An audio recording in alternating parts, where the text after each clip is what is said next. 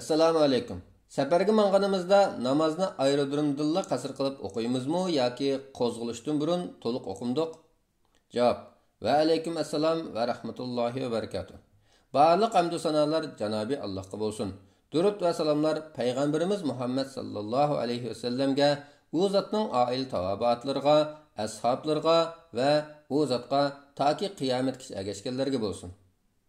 Safar qilishga 4 rakatlik namozni qasr qilib 2 rakat o'qish, ro'zalarning ig'iz echish ixtiyorligi, ba'zi mazhablarda peshin bilan asrni, sham bilan xutbani jamlab o'qish va qo'nishliq oyoqqa masx qilish qatorliq bir turkum ahkamlar chetiladi.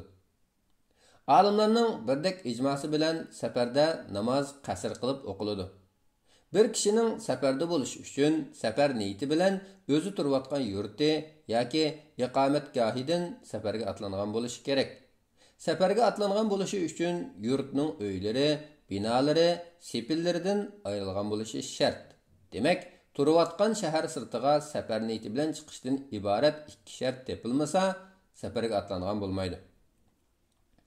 Alloh taolo Qur'on Karimda safarga chiqqan vaqtinglarda kafirlarning o'zinglarga ziyon zahmat yetkazib qo'yishidan qo'rqib, namozni qasr qilib 4 rakatni 2 rakat qilib o'qisanglar, sizlarga hech gunoh bo'lmaydi.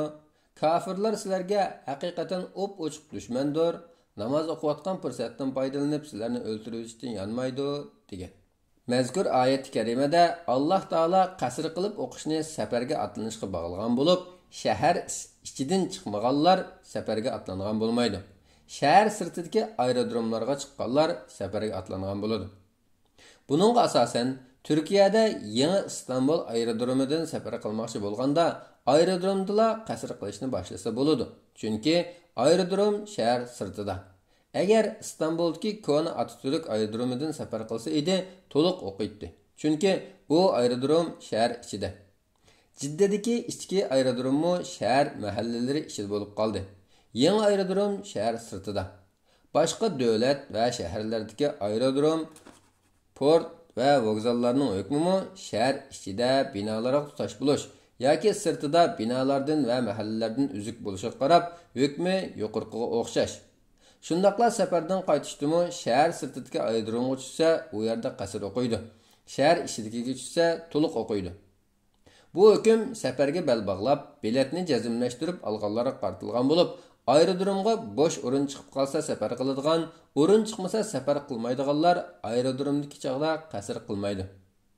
Bu hukmning asosi shuki, islom fiqhida safarni nishonlab yo'lga chiqqan kishi yo'lovchi hukmida bo'lib, namozni qasr qilish uchun yurtining uylaridan ayrilib, shaharni orqada qoldirgan bo'lishi shart. Buningga olimlar asosan birdek qarashda. İmam İbnül Munzir, olimlar safar qilmoqchi bo'lgan kishi turayotgan yurtning jami uylarining sirtiga chiqsa, namozni qasr qiladi deb ijmo qilgan degan.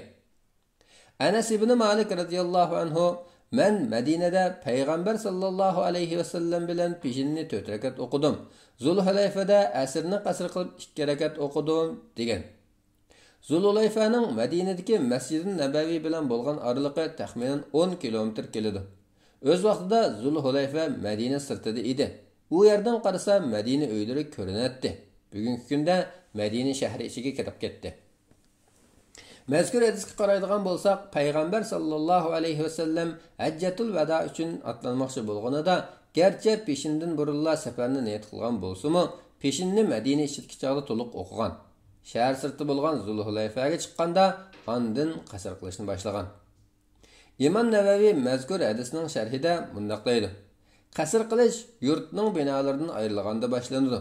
Bu bizning va jami olimlarning qarashidir.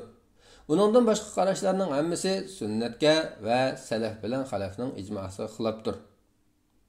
Ali ibn Abi Talib radhiyallohu anhu Kufadan safarga otlanib, azroqli minib, uylarni ko'rib tursa-mu, namozni qasr qilib o'qigan.